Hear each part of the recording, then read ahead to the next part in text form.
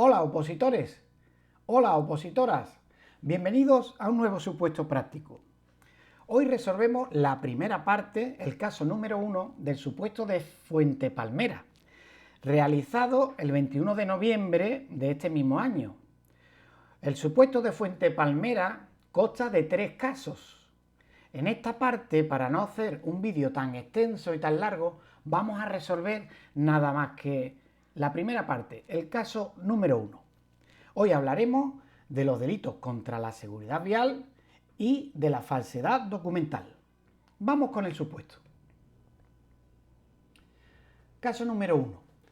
Al encontrarse de patrulla de policía por la localidad en horario nocturno, en la zona de ocio y diversión de Fuente Palmera, observan como el vehículo turismo marca Audi modelo A3 de color negro realiza una conducción en zigzag a elevada velocidad con gran afluencia de público asiduo a los bares de copa y discotecas de la zona, provocando situaciones de peligro para algunas de las personas que allí se encontraban, que tuvieron que apartarse para evitar ser atropelladas. En uno de sus giros provoca daños por raspadura en 2 de los vehículos estacionados, no deteniendo la marcha el causante de los daños y abandonando el lugar.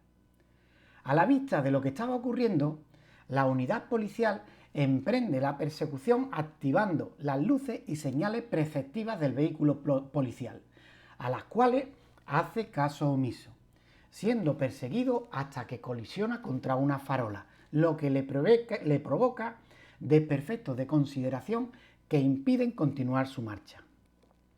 Identificado el conductor del vehículo, este presenta una documentación acreditativa de ser miembro de las fuerzas y cuerpos de seguridad del Estado, que resultó ser falsa tras verificarse. Se pudo comprobar que posee licencia tipo AM, que se encuentra suspendida por pérdida total de los puntos mediante publicación edictal.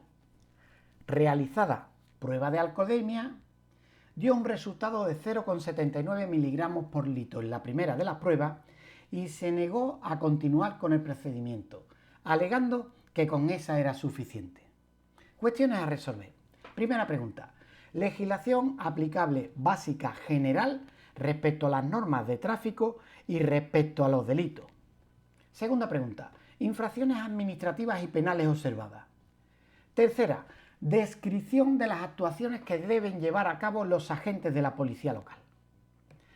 Caso número 2, no resuelto en este vídeo.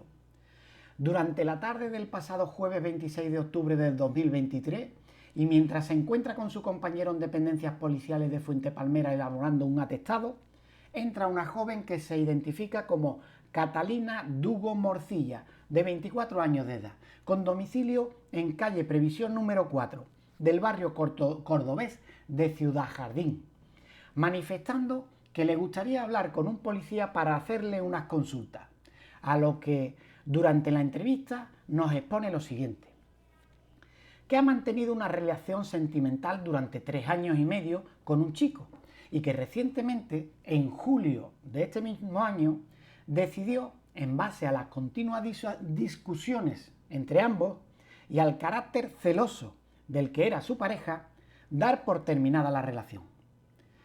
Continúa explicándonos cómo desde unas semanas después de la ruptura hasta la fecha ha estado teniendo con ella ciertas conductas que la tienen preocupada, persiguiéndola cuando sale de fiesta con sus amigas, llamándola y escribiéndole WhatsApp de forma insistente todos los días, pidiéndole que vuelva con él y permaneciendo algunas noches en la puerta de su domicilio hasta altas horas de la madrugada, en las que a veces la insulta diciéndole, entre otras cosas: puta, me has destrozado la vida, eres una guarra y seguro que estás con otro. Asimismo, les indica que últimamente está recibiendo llamadas de personas desconocidas preguntándole por su disponibilidad para mantener encuentros esporádicos, por lo que ella sospecha que su expareja ha introducido sus datos en algún tipo de web de citas. Cuestiones a resolver, en este caso número 2. Infracciones penales que observe, indicando el hecho, el artículo y el tipo. La legislación específica aplicable. Conteste en base a sus conocimientos en la materia las siguientes preguntas. ¿Qué órgano sería el competente para conocer del enjuiciamiento de los delitos leves en este caso? Enumere los derechos establecidos en el título segundo de la Ley Orgánica 1/2004 de 28 de diciembre de medidas de protección integral contra la violencia de género, titulado Derechos de las mujeres víctimas de violencia de género. Tercera parte del supuesto no resuelta en este vídeo. La resolveremos en un segundo vídeo. Caso número 3. El martes 6 de diciembre del 2022 a las 2:30 horas se realiza inspección administrativa en el establecimiento de hostelería Torre Alta, sito en calle Centro número 3 de Fuente Palmera, Córdoba, al objeto de constatar la documentación, condiciones y medidas exigidas para la realización de la actividad de establecimiento desarrollando al encontrarse abierto al público en ese momento. Cuestiones a resolver. Conteste brevemente a las siguientes cuestiones y justifique con la normativa aplicable. Primera pregunta.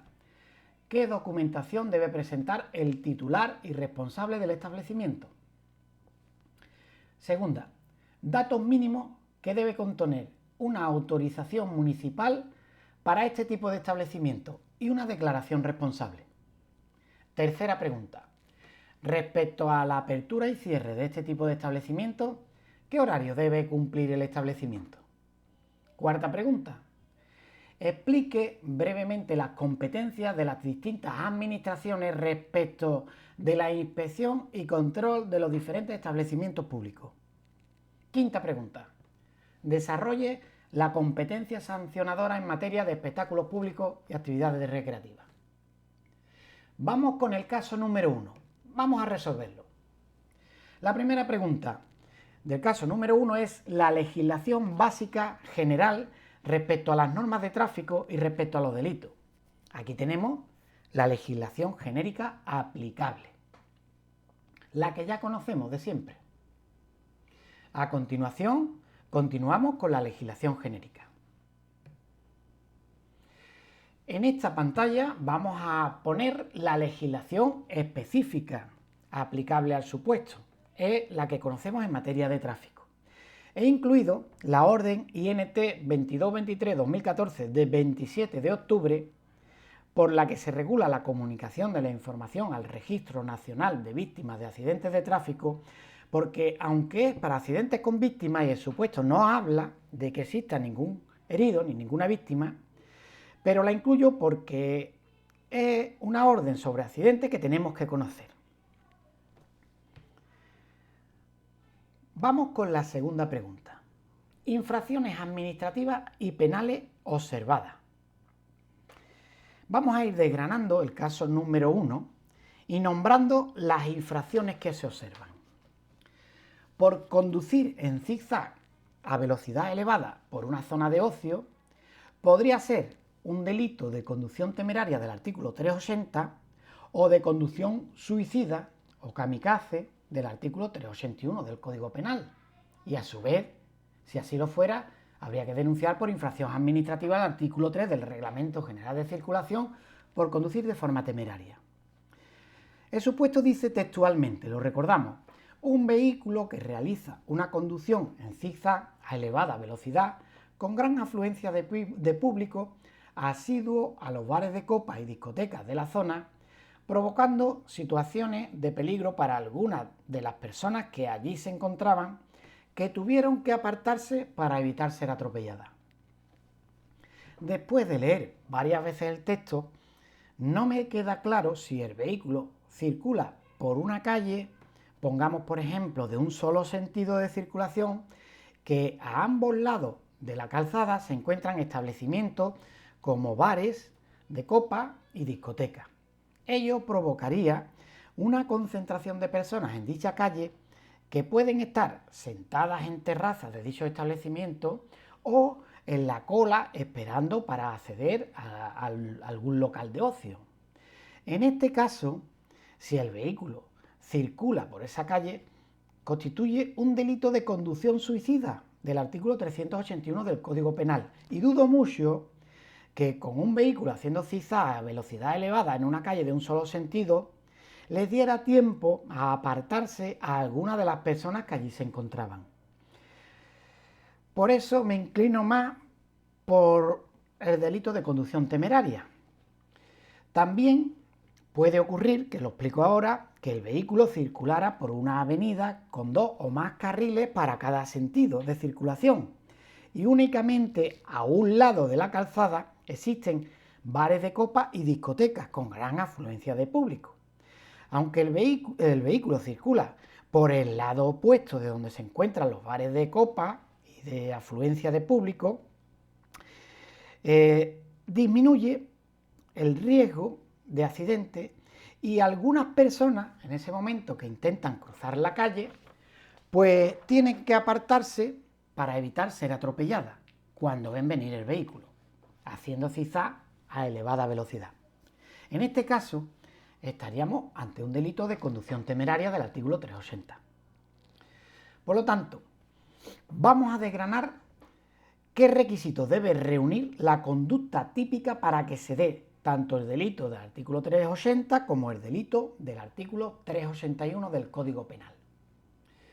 Ambos se cometen conduciendo un vehículo a motor o un ciclomotor. El vehículo a motor y el ciclomotor se definen en el anexo 1 de la Ley de Seguridad Vial en el apartado 9 y 12 y se tiene que dar en una vía pública que se define a su vez en el artículo 2 de la Ley de Seguridad Vial.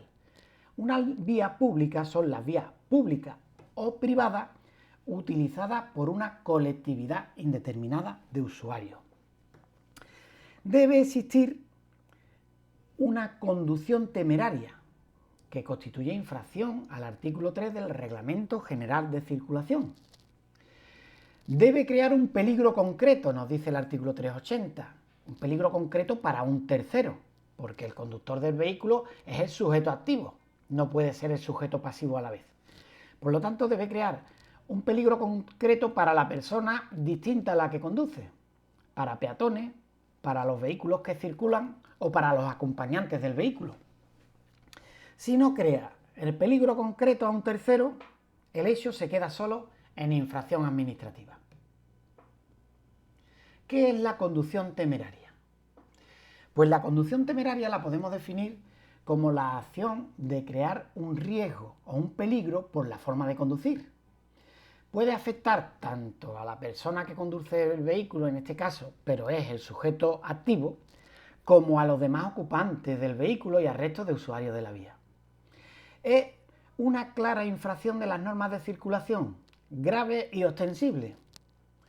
Es la desatención de las normas reguladoras del tráfico, valorable por un ciudadano medio. Recordemos lo que nos dice el artículo 10 de la Ley de Seguridad Vial, que está en concordancia con el artículo 3 del Reglamento General de Circulación. Y dice: el conductor debe utilizar el vehículo con la diligencia, precaución y atención necesaria para evitar todo daño propio o ajeno, cuidando de no poner en peligro tanto a sí mismo como a los demás ocupantes del vehículo y al resto de usuarios de la vía, especialmente a aquellos cuyas características les hagan más vulnerables. Recordemos que los vulnerables son los niños, las personas de edad avanzada, las personas con discapacidad. Vamos a ver también qué es lo que nos decía el artículo 13 de la Ley de Seguridad Vial, en su apartado primero. El conductor debe estar en todo momento en condiciones de controlar su vehículo. Al aproximarse a otros usuarios de la vía, debe adoptar las precauciones necesarias para su seguridad, especialmente cuando se trate de niños, ancianos, personas ciegas o en general personas con discapacidad o con problemas de movilidad. Vamos a poner algunos ejemplos de lo que es la conducción temeraria. Vamos a verlos con ejemplos. Por ejemplo, conducir de forma temeraria es no obedecer las órdenes y señales de los agentes que te están diciendo alto, alto, alto. Además de no respetar una señal de stop y no respetar un semáforo en fase roja. Esa continua desatención a las normas de tráfico es una conducción temeraria. Y para que se dé el delito de conducción temeraria, tiene que haber un concreto peligro. Además de eso, tiene que poner en peligro a alguien. Si en ese momento cruza una persona y se tiene que apartar para no ser atropellada, pues se daría el delito del 380 en su apartado primero. Otro ejemplo de conducción temeraria es circular en sentido contrario a velocidad elevada. Eso es conducción temeraria. Pero si no circula nadie, si pone en concreto peligro, ahora veremos que puede ser incluso más agravado que el 380. Y el tipo penal que nos dice el apartado segundo del 380 es de conducción temeraria, nos define la conducción temeraria como circular dentro de poblado a velocidad superior en 60 km por hora o fuera de poblado a velocidad superior en 80 km por hora a la permitida reglamentariamente y además con una tasa de alcohol superior a 60 miligramos por litro a la permitida, bueno, superior a 60 miligramos por litro, una vez aplicado el margen de error, tanto al cinemómetro como al radar, como al etilómetro, que mide los miligramos por litro de aire expirado. Esos son ejemplos de conducción temeraria. Vamos a ver ahora la conducción kamikaze, la conducción suicida del artículo 381. También se comete conduciendo un vehículo a motor o un ciclomotor, definido en los apartados 9 y 12, como hemos dicho, del anexo 1 de la Ley de Seguridad Vial, y en una vía pública, definida en el artículo 2. En un circuito de velocidad cerrado no se puede cometer nunca ni la conducción temeraria ni la conducción suicida, porque no es una vía pública, regulada en el artículo 2 de la Ley de Seguridad Vial. Y debe realizar la conducta del artículo anterior, o sea, tiene que haber una conducción temeraria, que ya hemos dicho lo que es, y debe crear un concreto peligro, que también hemos dicho lo que es. Pues una vez que hay conducción temeraria más concreto peligro, tiene que haber también un tercer ingrediente, un temerario desprecio hacia la vida de los demás. Eso se conoce como dolo eventual. Se conoce como que el conductor sabe que puede provocar un accidente y aún así continúa con su acción. Es muy probable un resultado lesivo para terceros. Pues, y el conductor continúa en su acción. Eso es conducción suicida o conducción kamikaze. En el apartado segundo del 381, el tipo atenuado es cuando no consigue el concreto peligro. Pues va a velocidad elevada en sentido contrario por una autopista, pero son las 3 de la madrugada y no se cruza con ningún vehículo, por lo tanto no ha puesto en peligro a nadie, no consigue el concreto peligro, el poner a nadie en peligro. Por lo tanto, es el tipo atenuado, en este caso, del 381. Vamos a ver algunos ejemplos del desprecio por la vida de los demás. De conducir con desprecio por la vida de los demás, pues sería, como ya he dicho, circular por una autopista en sentido contrario al establecido. Serían las carreras de vehículos en una zona de botellón. Está la concentración de personas por el motivo del botellón y por allí pues se realizan carreras de vehículos a elevada velocidad. Eso sería un concreto desprecio por la vida de los demás que se concentran allí haciendo el botellón. O circular a velocidad elevada por una zona escolar a la hora del horario de salida de alumnos.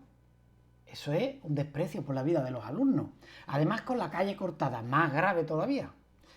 O por una zona peatonal. Una zona peatonal no puede circular, o si deben circular, a una velocidad mínima, como mucho a 20 km por hora o menos, en zona peatonal. Por lo tanto, eso es un concreto desprecio por la vida de los demás. Y cuando existe el delito de conducción temeraria, tanto del 380 o del 381, que se podría aplicar en función de las características de la vía y por donde circule y de dónde se encuentre concretamente la zona de ocio, que no lo especifica el supuesto, también procede la infracción al artículo 3 del Reglamento General de Circulación por conducir de forma temeraria. Infracción muy grave, sancionada con 500 euros de multa. El responsable es el conductor, la autoridad competente para sancionar será el alcalde y lleva aparejada la pérdida de 6 puntos. La inmovilización del vehículo pues no procede porque le daremos el alto en ese momento, ya dejaría de cometer la acción. Pues explicada la primera parte, vamos con la segunda de las infracciones que observamos, que es causar daño a dos vehículos y no dar sus datos. Tenemos obligación, cada vez que ocasionamos un accidente, de pararnos, atender a las posibles víctimas si las hubiera, que aquí dice que no, que solo son daños materiales, pero sí que tenemos obligación de facilitar nuestros datos a los vehículos implicados. Y así lo establece el artículo 129 del Reglamento General de Circulación. Por tanto, por realizar un raspado, que puede ser positivo o negativo, aquí he hecho una clasificación de los accidentes de tráfico muy genérica. La clasificación de los accidentes de tráfico puede ser de muy distintos tipos, en función del uso para que queramos esa clasificación. Lo más común es hacerla de esta forma. Aquí tenéis una clasificación muy básica y muy genérica. Por su situación pueden ser accidentes urbanos o interurbanos. Por sus resultados pueden ser con víctimas, que las víctimas pueden ser mortales o solo con heridos, o solo con daños materiales. Por el número de vehículos implicados, pues pueden ser simples, cuando solo interviene una unidad de tráfico, o complejos o múltiples, cuando interviene más de una unidad de tráfico, más de un vehículo. Y por el modo en que se producen, hay muchos tipos. Por ejemplo, colisión. La colisión puede ser frontal, un alcance por detrás, frontolateral, en perpendicular, o puede ser oblicuo, o una embestida, que se conoce también, una colisión lateral, que puede ser a su vez refleja, o por raspado, como es el caso que define el supuesto. El raspado, a su vez, puede ser positivo o negativo. Y puede ser la colisión múltiple o en cadena. También puede ocasionar, por el modo en que se produce el accidente, un despiste, una salida de vía, o puede haber un atropello, u otros tipos. Aquí vemos un ejemplo de raspado positivo y negativo. El raspado positivo es cuando los vehículos circulan en sentido contrario. Por ejemplo, está estacionado este vehículo azul en este sentido y el vehículo que le ocasiona el raspado viene circulando por aquí en sentido contrario. Y es negativo cuando los dos vehículos circulan en el mismo sentido, están en la misma. Por ejemplo, el vehículo azul es el que estaría estacionado y el vehículo que emprende la huida y se da la fuga sería el Audi, que es de color negro. Este le provoca el raspado y se va a la fuga y va la unidad de policía detrás. Pues este hecho de emprender la fuga y no facilitar sus datos a los otros vehículos al estar implicado en un accidente con daños materiales constituye infracción grave al artículo 129.2 del Reglamento General de Circulación y está sancionada con 200 euros de multa. No conlleva la retirada de puntos y tampoco procede la inmovilización. He explicado un poco sobre accidentes de forma muy genérica. Nos vamos a otra de las infracciones que observamos, que es no obedecer las órdenes y señales de policía cuando emprende la persecución. Yo lo he denunciado. ¿Por qué? Es infracción al artículo 143 del Reglamento General de Circulación. Porque cuando tú emprendes la huida y viene el vehículo policial detrás con los dispositivos prioritarios conectados, tú oyes los dispositivos acústicos del vehículo de policía, lo tienes que oír obligatoriamente y puedes incluso ver, porque dice que es en horario nocturno, las luces del vehículo policial. Debes pararte o al menos apartarte porque viene un vehículo policial en servicio urgente. Si te apartas y te paras, el vehículo te va a dar el alto. Por lo tanto, la unidad policial emprende la persecución y te hace señales claras para que te detengas y no te detiene. Pues yo lo denuncio por el artículo 143 del Reglamento General de Circulación. Infracción grave y lleva aparejada la pérdida de 4 puntos por no obedecer las órdenes y señales de los agentes. No procede la inmovilización y la autoridad competente para sancionar es el alcalde. Una vez dado el alto al vehículo, que fue tras colisionar con una farola a la que le provoca daños materiales. El supuesto no dice que el conductor resultara herido, al parecer resultó ileso, pero cuando lo identificamos, le damos alcance, lo identificamos, presenta documentación falsa para identificarse, que dice que presenta una tarjeta un número de acreditación profesional de las fuerzas y cuerpos de seguridad del Estado. Yo me he basado como si fuera un policía local y ahora voy a explicar el porqué. Pues en este caso nos tenemos que ir a lo que dice el título 18 en su capítulo 3, que habla sobre la falsedad documental en el Código Penal. Para ello vamos a hablar del artículo 390, que dice: será castigado con las penas de prisión de 3 a 6 años, multa de 6 a 24 meses e inhabilitación especial por tiempo de 2 a 6 años la autoridad o funcionario público. Ojo, el 390 es aplicable a la autoridad o funcionario público que en el ejercicio de sus funciones cometa falsedad, alterando un documento en alguno de sus elementos o requisitos de carácter esencial, simulando un documento en todo o en parte de manera que induzca a error sobre su autenticidad, suponiendo en un acto la intervención de personas que no la han tenido o atribuyendo a las que han intervenido en él declaraciones en manifestaciones diferentes de las que hubieran hecho, faltando a la verdad en la narración de los hechos. También es de aplicación el artículo 392, que habla también de las falsedades documentales, que nos dice en su apartado 1, el particular aplicable al caso. El particular que cometiere en documento público, oficial o mercantil alguna de las falsedades descritas en los 3 primeros números del apartado 1 del artículo 390, será castigado con las penas de prisión de 6 meses a 3 años y multa de 6 a 12 meses. Las mismas penas se impondrán al que, sin haber intervenido en la falsificación, traficare de cualquier modo con un documento de identidad falso. Se impondrá la pena de prisión de 6 meses a 1 año y multa de 3 a 6 meses al que hiciere uso a sabiendas de un documento de identidad falso. Por lo tanto, por presentar la documentación para identificarse falsa, yo, como os he dicho que el temario trata sobre policías locales, pues yo lo he enfocado sobre los registros de policías locales, no de las fuerzas y cuerpos de seguridad del Estado.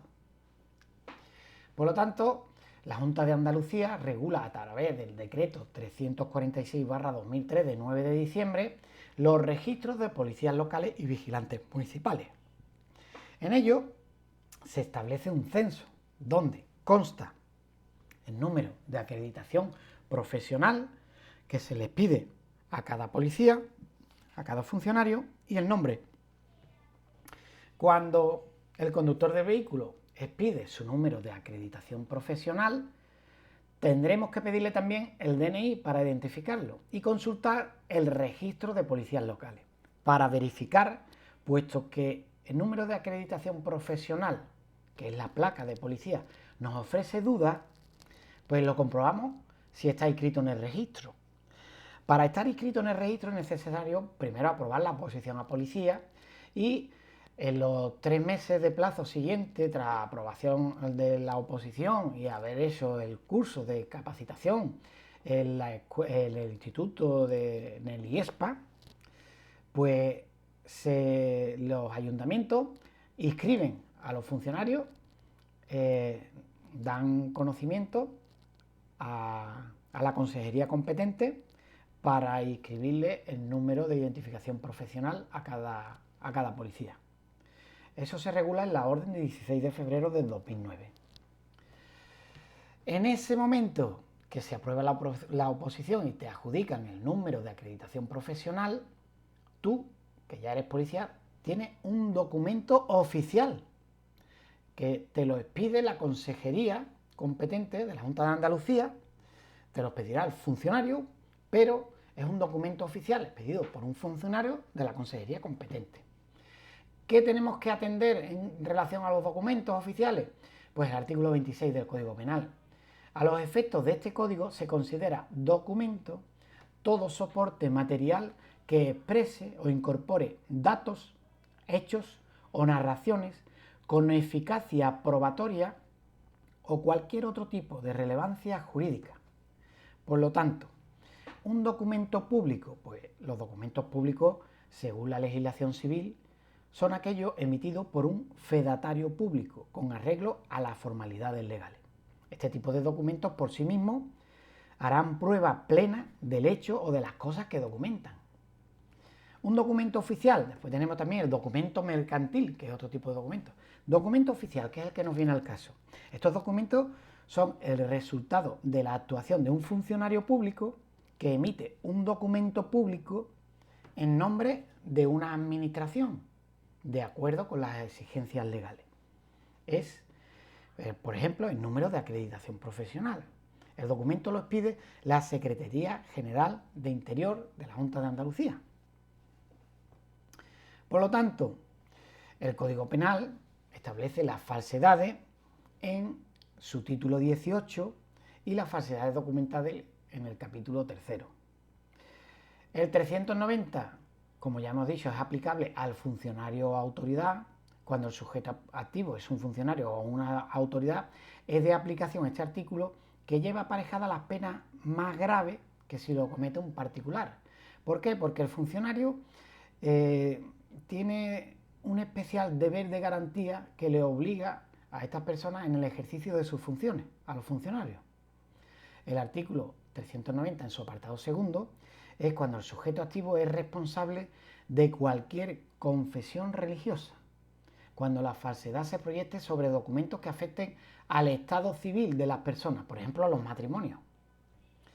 El artículo 391 habla de la falsedad imprudente del funcionario o de la autoridad. Cuando el sujeto activo es funcionario o autoridad, pero tiene una actuación imprudente, también se comete falsedad documental. El 392 es la falsedad de un particular. Cuando el sujeto activo es un particular, pero se enfrenta a unas penas menores, porque no tiene esa obligación del deber de garantía que tienen los funcionarios. Su actuación ha de ser siempre dolosa. Él tiene que saber que presenta un documento de acreditación profesional falso. Y la persona que le ha expedido el documento de acreditación profesional falso, pues también comete falsedad documental. Él, por identificarse con ese documento de acreditación profesional falso, y el que le ha hecho el carné ese, también comete falsedad documental. El artículo 393 es presentar en juicio un documento falso. Por tanto, existe un delito de falsedad documental por particular. Se le informaría de los hechos que se le imputan, de las razones que se le investigarán, de los motivos de la detención y de los derechos que le asisten, que son los establecidos en el artículo 520.2 de la Ley de Enjuiciamiento Criminal. El conductor quedará detenido ya en este acto por un posible delito del artículo 380 por conducir de forma temeraria o 381 y además por falsedad documental de un particular. Continuamos, que hay más delitos. Conducir con pérdida de vigencia en publicación edictal. Pues cuando existe una publicación edictal, ahora lo veremos, no se puede imputar el 384 en vía penal. Y ahora veremos por qué. Por lo tanto, sería infracción al artículo 1.15a del Reglamento General de Conductores y el permiso se intervendría. Pero nos dice el supuesto, quiero hacer un parón antes de meternos de lleno en la notificación edictal, porque dice que conduce un Audi A3 y está en posesión de una licencia tipo AM. Atención a esto, licencia tipo AM. Las licencias tipo AM son las antiguas licencias para conducir ciclomotores, antes de la entrada en vigor del actual Reglamento General de Conductores, el 818/2009 de 8 de mayo. Y son estas. Esta licencia, como podéis ver, viene el nombre, los apellidos, la fecha, pero válido hasta. Son vitalicias, no tiene un periodo de validez establecido. ¿Qué ocurre con esta licencia tras aprobarse el nuevo reglamento general de conductores que entró en vigor en diciembre del año 2009? Pues que se creaba una discriminación, porque el que obtenía un permiso AM, que es equivalente a la licencia es equivalente al permiso AM, pues tiene unos periodos de vigencia establecidos y hay que renovarlo, en principio cada 10 años, el permiso AM, si eres menor de 65 años. Si eres mayor es cada 5 años. Recordad, los permisos de la clase AM, A y B tienen una validez de 10 años. Los Charlie Delta, C y D, una validez de 5 años, en función de la edad. El AM, el A y el B hasta los 65 años. Si eres mayor de 65 años ya, la validez es hasta se le concede un periodo de vigencia de 5 años. Ahora lo vemos. ¿Qué tenemos? ¿Cómo actuaríamos si no ha perdido los puntos del carnet, no ha perdido la vigencia? Esto no lo pide el supuesto, pero yo he querido aclararlo porque hay mucha controversia en la actuación cuando nos presentan a un policía para a un conductor de un ciclomotor y le presenta la licencia para conducir ciclomotores antiguas. ¿A qué tenemos que atenerlo? Pues lo voy a aclarar ahora. Tenemos que atenerlo a lo que nos dice la disposición transitoria primera, que habla de las equivalencias. En un principio dice que la licencia para conducir ciclomotores seguirá teniendo la misma vigencia y seguirá valiendo con la misma equivalencia que tenía cuando se expidió, antes del Reglamento General de Conductores actual. Tenemos que atender a la disposición adicional primera. También nos dice la disposición transitoria primera, que me he quedado ahí, en su apartado N, que la licencia para conducir ciclomotores equivaldrá al permiso AM actual. Ya no se expiden este tipo de licencias. Ahora se expiden permisos AM. Al cumplir los 15 años lo puede obtener. La disposición adicional primera nos dice que las licencias de conducir ciclomotores expedidas con anterioridad a la entrada en vigor del Reglamento General de Conductores, aprobado por el Real Decreto 772/97 de 30 de mayo, el antiguo, estarán sujetas a los periodos de vigencia que se establecen en el artículo 12.2 del presente reglamento, del Real Decreto 818/2009. ¿Qué nos dice el artículo 12.2 del presente Reglamento General de Conductores? Pues nos habla sobre la vigencia del permiso y de la licencia de conducción. Nos dice: el permiso de las clases restantes y la licencia de conducción, cualquiera que sea su clase, tendrá un periodo de vigencia de 10 años, mientras su titular no cumpla los 65 años. Y de 5 años a partir de esa edad. A partir de 65 años cumplidos, te la expiden por 5 años, si no hay ninguna otra anomalía. Además, para renovarlo es necesario un reconocimiento médico, que antiguamente con este tipo de licencia no se hacía. Tú te sacabas la licencia con la foto de comunión aquí y tenías 68 años y presentabas a la policía tu foto de comunión con esta licencia. Y para adelante. Por lo tanto, ¿qué deducimos con esta explicación? Que a partir de la entrada en vigor del actual Reglamento General de Conductores, el Real Decreto 818/2009 de 8 de mayo, es decir, a partir del 9 de diciembre del 2009, se tendrán que establecer los periodos del artículo 12.2 arriba reseñado, los periodos de vigencia de 10 años para las personas menores de 65 años y 5 años de vigencia para los mayores de 65 años.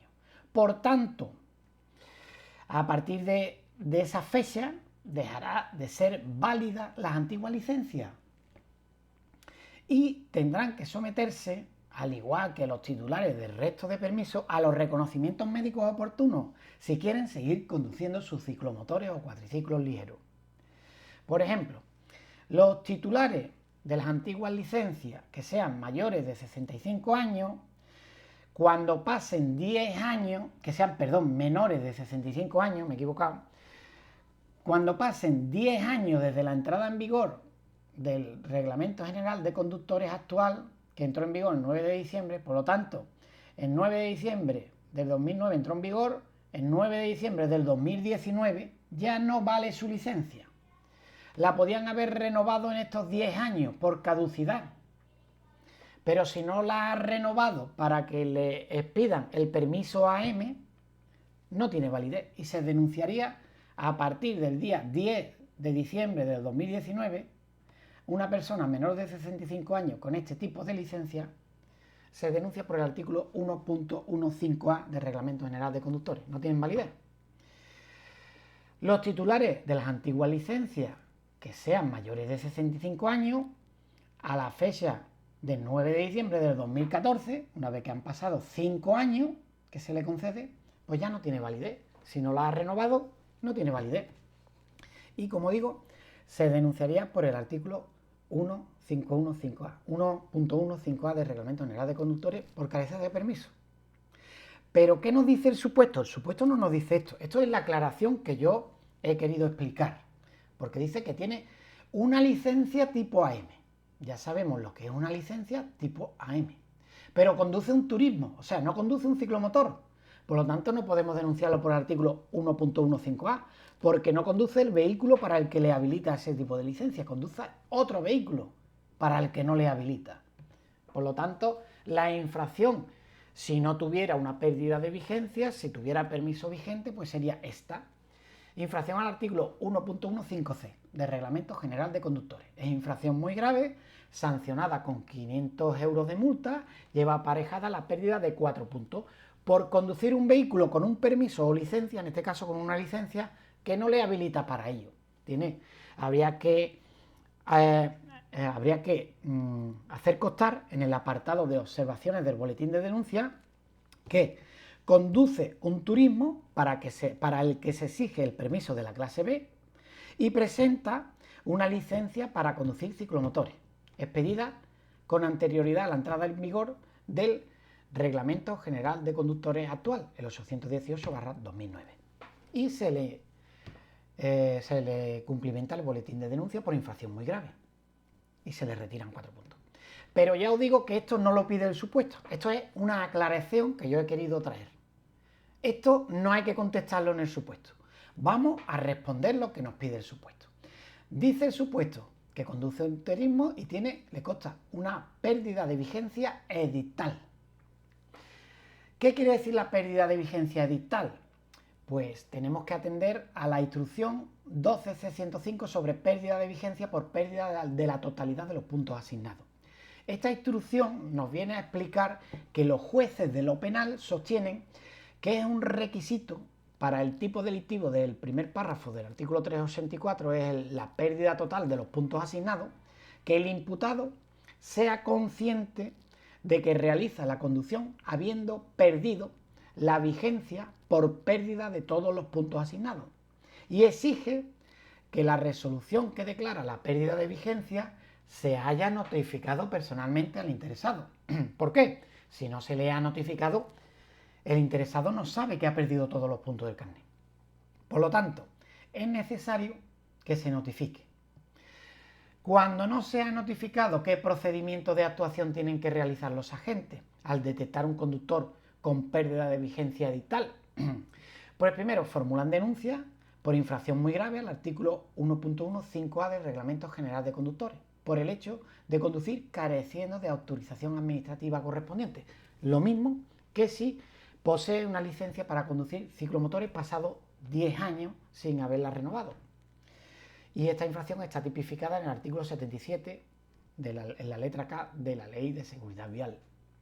En el apartado de observaciones de esta denuncia hay que hacer constar, el agente indica expresamente que consta declaración de pérdida de vigencia edictal, dictada por la Jefatura Provincial de Tráfico de la provincia de donde sea, que implica la prohibición de conducir y que mediante la denuncia pues se le informa que ya queda prohibido la conducción. En el momento que se le pille otra vez conduciendo, ya está notificado y sí que se le imputaría un delito del artículo 384 del Código Penal. La instrucción 13S 131 sobre pérdida de vigencia de la autorización administrativa para conducir por el agotamiento de la totalidad de los puntos asignados también nos habla de este caso y toca otros puntos. Los supuestos de imputación penal y de suspensión de la ejecución se pueden dar distintas situaciones. Por ejemplo, el conductor tiene un plazo para presentar alegaciones como cualquier otra denuncia.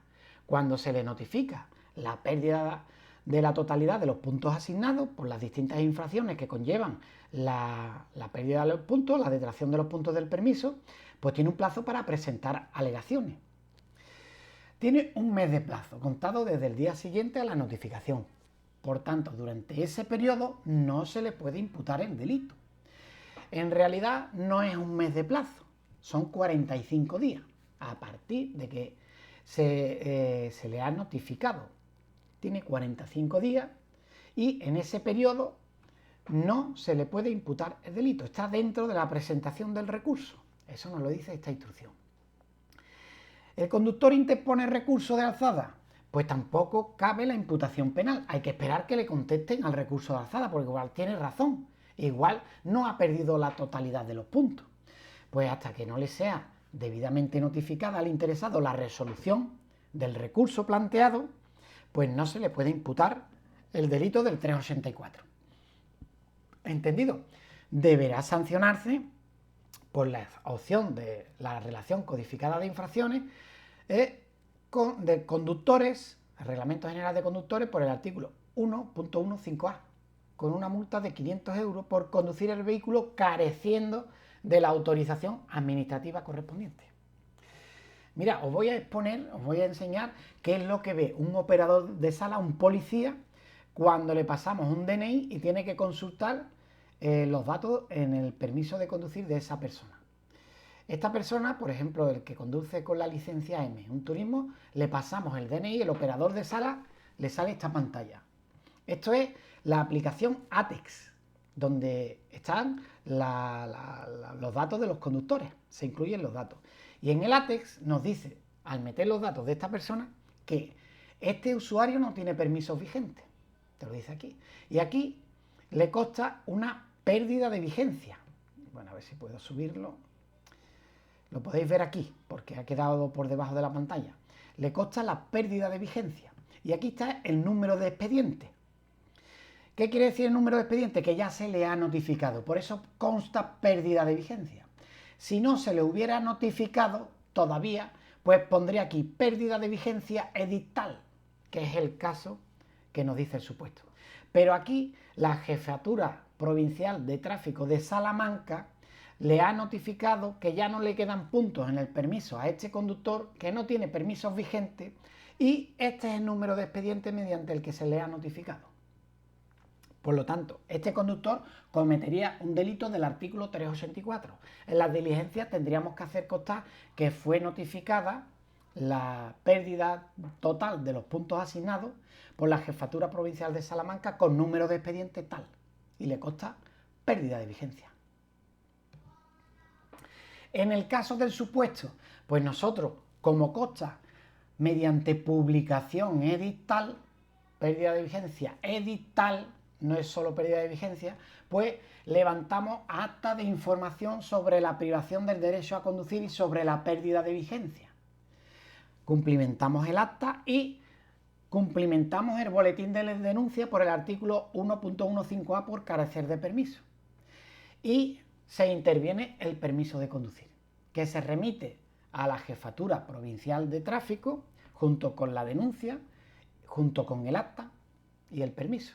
Y en ese acto ya le informamos al conductor que si se le pilla conduciendo otra vez, no tiene permiso y cometería un delito del artículo 384 del Código Penal, castigado con la pena de prisión de 6 meses a 1 año.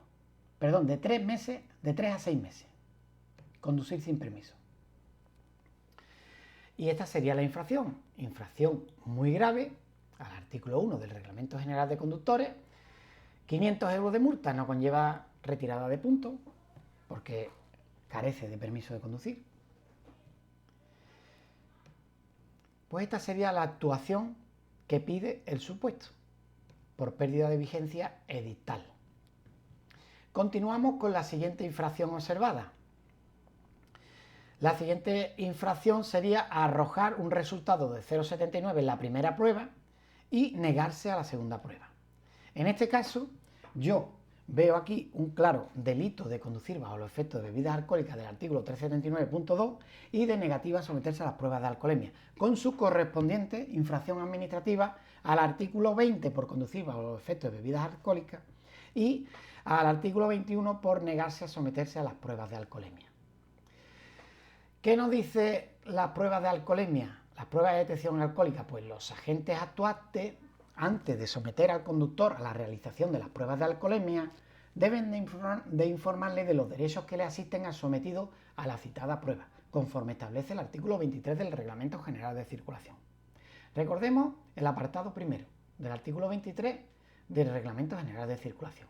Viene a decir, si el resultado de la primera prueba practicada diera un grado de impregnación alcohólica superior a 0,5 gramos de alcohol por litro de sangre o a 0,25 miligramos de alcohol por litro de aire expirado, o al previsto para determinados conductores en el artículo 20, o aún sin alcanzar estos límites, la persona examinada presenta síntomas evidentes de encontrarse bajo la influencia de bebidas alcohólicas, el agente someterá al interesado para una mayor garantía y a efectos de contraste a la práctica de una segunda prueba de detención alcohólica por el aire expirado, mediante un procedimiento similar al que sirvió para realizar la primera prueba, de lo que habrá de informar previamente al interesado. Por lo tanto, se le informa el acta de información de derechos al sometido a la prueba antes de realizar la prueba. Nosotros, los policías, en mi jefatura tenemos un etilómetro de aproximación. Es más ligero, es más pequeñito, es digital y cuando hacemos controles de alcoholemia utilizamos primero el de aproximación, que nos da un grado de impregnación indiciario, de impregnación alcohólica para saber si constituye infracción administrativa o no. Estamos haciendo un control, paramos a un conductor, mire usted, se le va a someter a una prueba de detención alcohólica.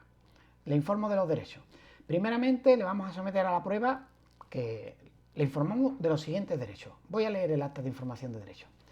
Nosotros, como tenemos el etilómetro de aproximación, pues le informamos que por las circunstancias concurrentes se le va a someter inicialmente y con el fin de evitarle molestias innecesarias a una prueba con un etilómetro de aproximación para determinar la posible presencia indiciaria de alcohol en aire expirado, cuyo resultado positivo determinará, si tiene un resultado positivo, la obligación de someterse a las pruebas que se indican a continuación con un etilómetro de precisión, a las que también se debe someter si no se obtiene ningún resultado, bien porque por negarse a someterse a las pruebas o bien por ser incapaz de insuflar aire, ¿vale?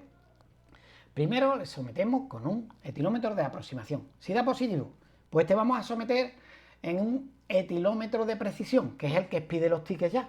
Y esos tickets pues van bien a la infracción administrativa o bien al atestado, que se instruya.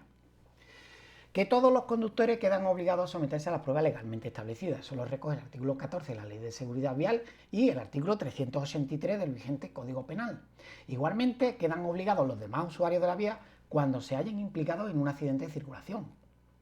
Que la negativa a someterse a las pruebas podría comportar la comisión de un delito contra la seguridad vial contenido en el artículo 383 del Código Penal, Ley Orgánica 10/1995 de 23 de noviembre, en virtud de la modificación introducida por la Ley Orgánica 15/2007 de 30 de noviembre, castigado con las penas de prisión de 6 meses a 1 año y privación del derecho a conducir vehículos a motor y ciclomotores por tiempo superior a 1 y hasta 4 años.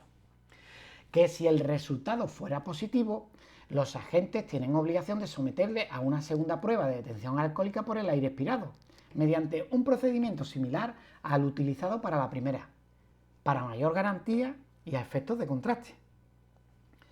Que para evitar posibles distorsiones en el resultado de la prueba es aconsejable que entre la realización de ambas permanezca sin comer, sin beber, sin fumar y sin realizar ejercicio físico, para no distorsionar la prueba. Que tiene derecho a controlar por sí o por cualquiera de sus acompañantes o testigos presentes que entre la realización de la primera y la segunda prueba medie un tiempo mínimo de 10 minutos, que tiene derecho a contrastar los resultados obtenidos mediante análisis de sangre, orina u otros análogos que el personal facultativo del centro médico al que se ha trasladado estime más adecuado. Cuando el resultado de la prueba de contraste sea positivo, el importe de dicho análisis debe ser previamente depositado por el interesado y con él se atenderá al pago y será a cargo de los órganos municipales cuando el resultado sea negativo. Tiene derecho a formular cuantas alegaciones u observaciones tenga por conveniente, por sí mismo o por medio de un acompañante o de un defensor, si lo tuviere, de su abogado defensor, si lo tuviere. Informado de los derechos, pues se le somete a la prueba. En la primera prueba arroja un resultado de 0,79. Como ha dado usted positivo, le vamos a someter a una segunda prueba. Y él se niega. Como se niega a la segunda prueba, le informamos, mire usted, esto no es que ya ha dado usted positivo, es que las pruebas constan de soplar 2 veces.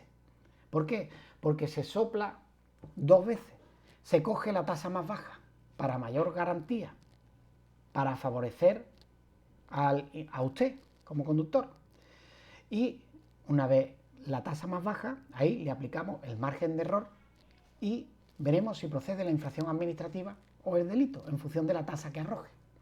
Que no, que yo ya con la que he soplado es suficiente. Se le vuelve a repetir. Que no.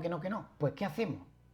Como tenemos un ticket de los que ha arrojado el etilómetro de precisión, que arroja 0,79, le aplicaremos el margen de error a esta tasa y además vamos a cumplimentar el acta de síntomas externos que apreciamos en el conductor. Y instruimos diligencia por conducir bajo el efecto de bebidas alcohólicas. Le decimos al juez que no ha cumplimentado la totalidad de la prueba, solo ha realizado la primera prueba y tiene estos síntomas externos el conductor. Le hacemos esta diligencia. Por la presente diligencia se hace constar los síntomas externos observados en el conductor arriba anotado, don tal, fulanito de tal, durante la realización de las pruebas descritas en las anteriores diligencias. Actitud del sujeto ante el requerimiento a someterse a las pruebas. Pues solo se ha sometido a una de las pruebas, no terminando la prueba completamente, y se niega a terminar la prueba. Se le dice que tiene una actitud negativa para terminar las pruebas de alcoholemia, que consta de 2 partes. Solo ha realizado la primera parte. Constitución física, es corpulento, es medio, es menudo, o si hay que anotar algún otro dato. Aspecto general, abatimiento, temblores o si existen vómitos. Con una tasa de 0,79 es probable que tenga hasta vómito. Vestido, pues va correcto, va desaliñado o tiene otros detalles. El comportamiento es educado, dueño de sí, es tranquilo, desinhibido, charlatán, eufórico, exaltado, enervado, rudo, arrogante, agresivo o es colaborador. El rostro sudoroso, un rostro pálido, abotagado, embotado o enrojecido. La mirada, ojos apagados, ojos brillantes, ojos velados, nistagmo.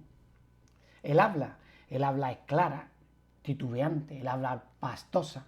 Oiga, gente, que yo no he bebido nada. El habla pastosa. Coordinación, un paso vacilante, un equilibrio difícil, un equilibrio fácil, o signo de Romberg, otro tipo de deambulación. Halitosis alcohólica es el aliento o el olor al alcohol que desprende el conductor. Pues sí, lo desprende o no lo desprende.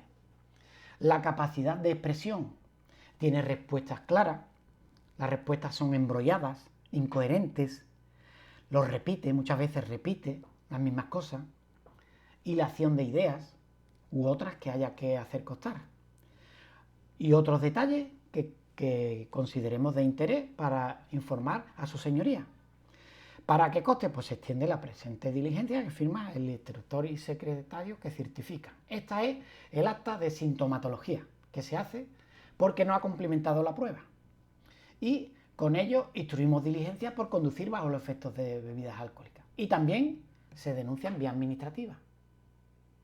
Como establece el artículo 85, el principio no bis in idem de la Ley de Seguridad Vial, pero esta denuncia no se le notifica al interesado, pues quedará pendiente de la vía penal, queda paralizada hasta que se resuelva la vía penal.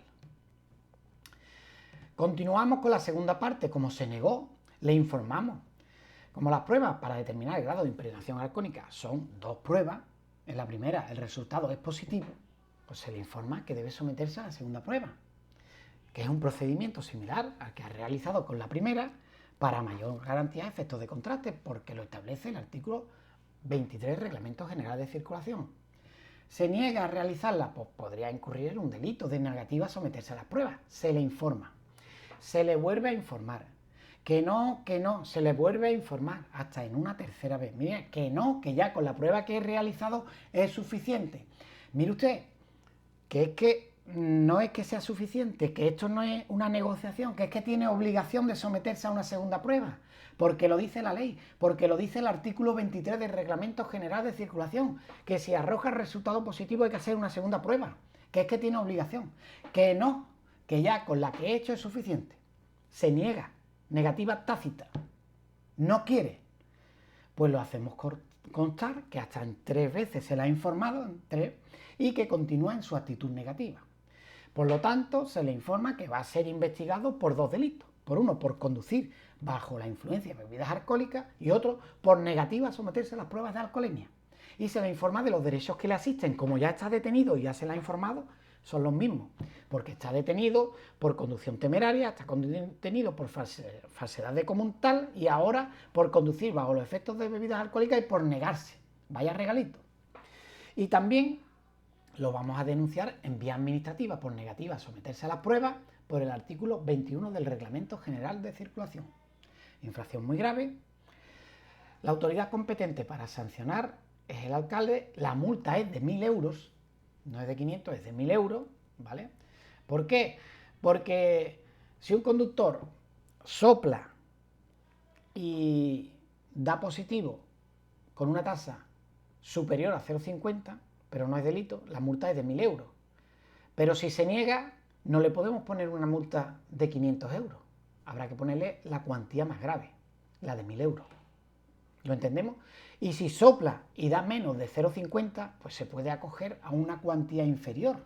Si aplicada la tasa da por debajo de 0,50 y por encima de 0,29, pues sería una multa de 500 euros y llevaría aparejada la pérdida de 4 puntos solo. Pero si te niega, la máxima, 1.000 euros y 6 puntos.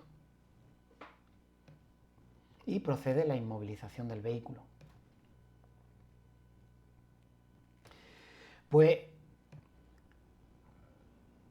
la tercera pregunta del supuesto nos dice: descripción de las actuaciones que deben llevar a cabo los agentes de la policía local. En este caso es un accidente con daños materiales y detenido. El supuesto nos dice que no hay ningún herido.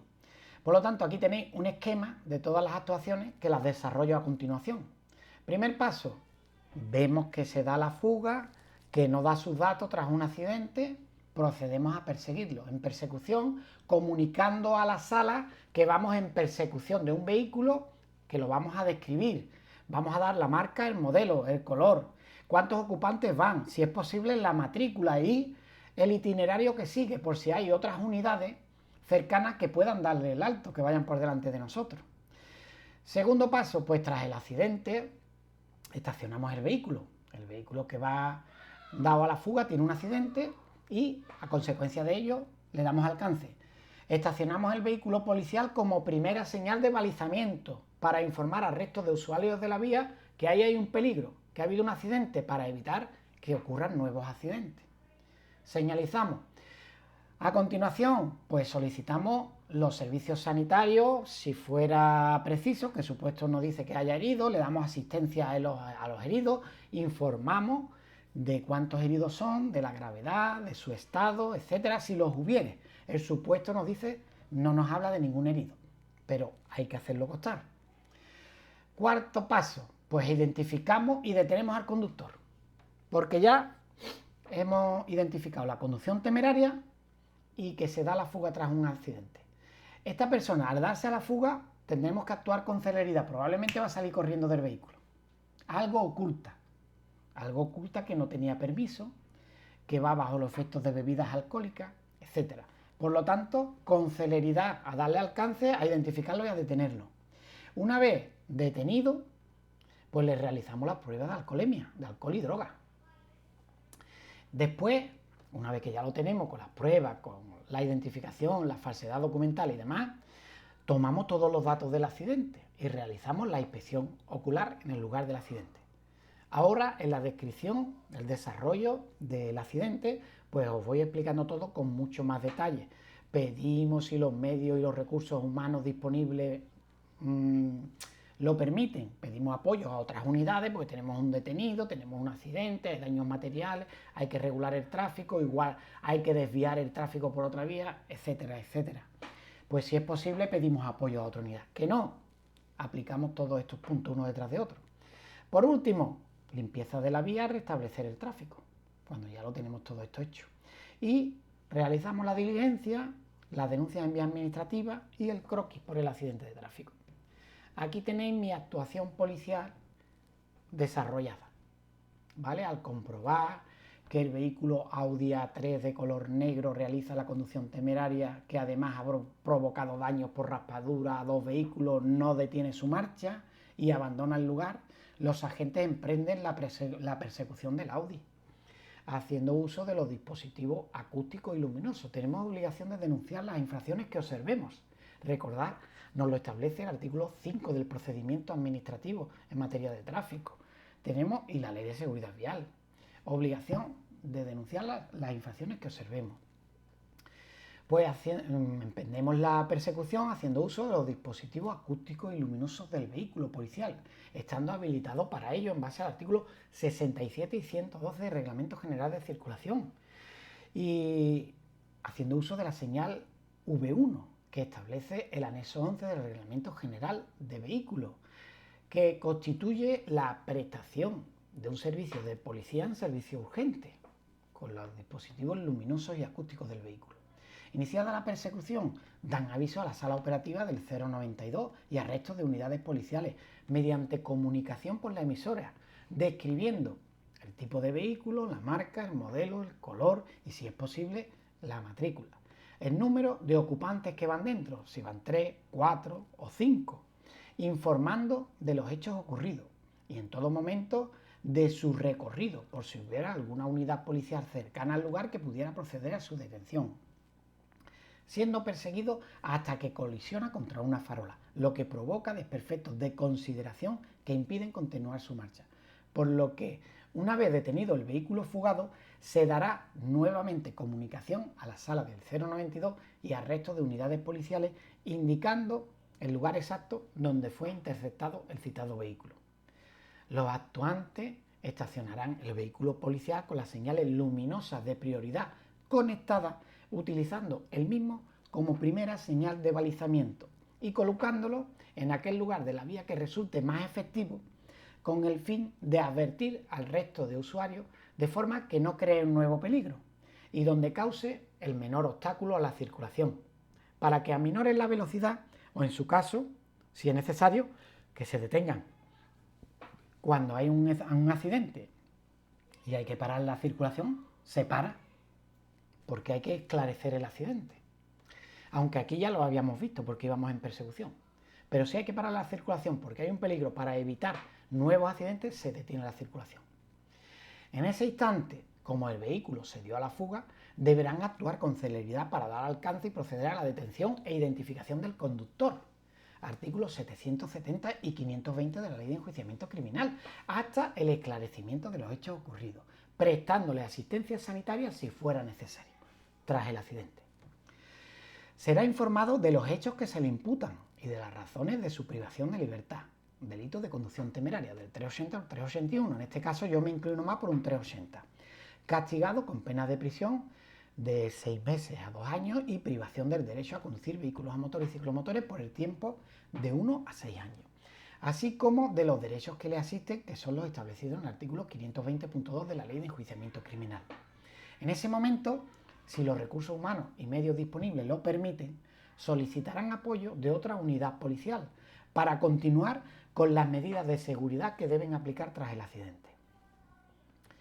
Por ello, los agentes podrán instalar señales circunstanciales sin autorización previa, como establece el artículo 57 de la Ley de Seguridad Vial, haciendo uso, si fuera necesario, de los conos de señalización y las cintas de balizamiento que debe incluir el equipo básico de los vehículos policiales que establece el artículo 4 del Decreto 93/2003 de 8 de abril de homogeneización de medios técnicos de los cuerpos de la policía local, que siempre nombramos en la legislación genérica aplicable a los cuerpos de la policía local. El decreto 93/2003 de 8 de abril y la orden de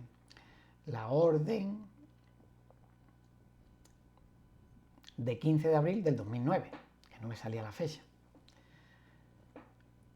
Una vez señalizado correctamente el lugar, las prioridades serán la asistencia médica y el rescate de las víctimas, si las hubiera. El supuesto no nos dice que haya víctimas, pero nosotros lo vamos a hacer constar. Y vamos a ponernos como si hubieran víctimas muy graves. ¿Qué tenemos que hacer en ese caso? Vamos a lo peor. Pues lo primero, la asistencia médica y el rescate a las víctimas si las hubiera, que vendrán marcadas por el criterio sanitario de elección y valoración del estado de aquella, en función de su gravedad, solicitando en caso necesario la presencia de los servicios sanitarios. Y damos una descripción general del número de heridos, diferenciando entre adultos, menores, personas atrapadas, muertas o inconscientes y de las heridas visibles, priorizando si la persona herida tiene dificultad respiratoria, fuertes hemorragias, tiene alguna fractura, alguna amputación, etc. Informamos de todo ello para dar prioridad. También se informará, en caso necesario, si está el tráfico cortado, pues que el mejor trayecto para acceder al lugar del accidente, ¿cuál es? Se solicitará también la presencia de los servicios operativos de bomberos, por si hay alguna persona que quedará atrapada, para proceder a la excarcelación de los que queden atrapados. Se procede a la identificación de las personas que puso en peligro el Audi, teniendo que apearse para evitar ser atropellada. Hay que identificarla para incluirla en diligencia. Se le requerirá al conductor que presente el permiso para conducir válido y en vigor, que se identifique, así como la tarjeta de inspección técnica y el permiso de circulación del vehículo. Igualmente se procederá a realizar la consulta al fichero informativo de vehículos asegurados para constatar la vigencia del seguro obligatorio de responsabilidad civil, que establece el artículo 4 del Real Decreto 1507/2008 de 12 de septiembre, comprobar que tiene seguro. Y una vez con todas estas comprobaciones, pues comprobamos, el operador de sala nos dice que le aparece una licencia para conducir ciclomotores que equivale a un permiso AM que se encuentra suspendida por pérdida total de los puntos mediante publicación edictal. Actuamos en ese caso, lo denunciamos, levantamos acta de denuncia, lo que hemos venido explicando. La actuación pues la hemos venido explicando en todo esto, yo la desarrollo en todas estas presentaciones.